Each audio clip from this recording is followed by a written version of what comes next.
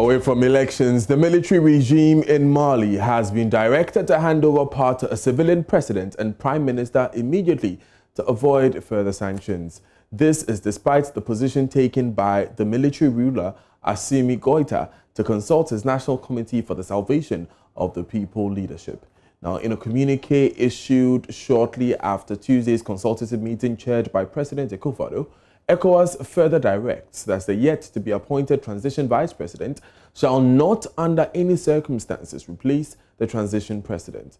Our presidential correspondent Elton Bobe has a copy of the communique and has joined us via Zoom with more. Elton, what more is contained in this communique?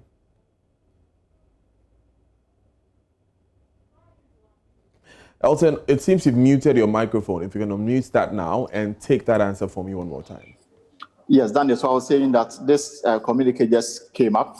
This flows from yesterday's meeting chaired by President Akufo-Addo.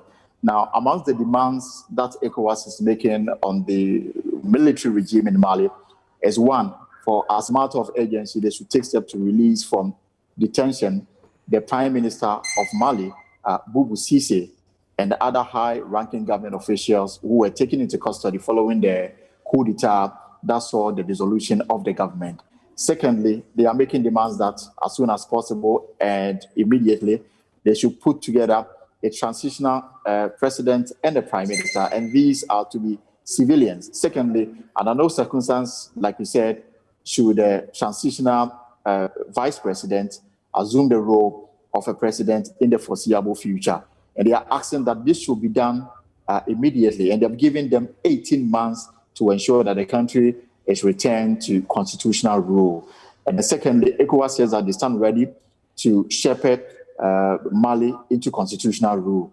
But they've also made mention of the fact that the sanctions will remain, and there may be even additional sanctions if these measures are not undertaken immediately. Now, the stumbling block, like you said, is that the military ruler, yesterday after the meeting, said that we'll have to consult his leadership on the demands being made by ECOWAS. Now, ECOWAS' position, as contained in this communique, is clear that they are not ready for any further consultation and that the country should be handed over to a civilian rule. Failure to do so, there may be border closure and they may also stop financial flow to Mali.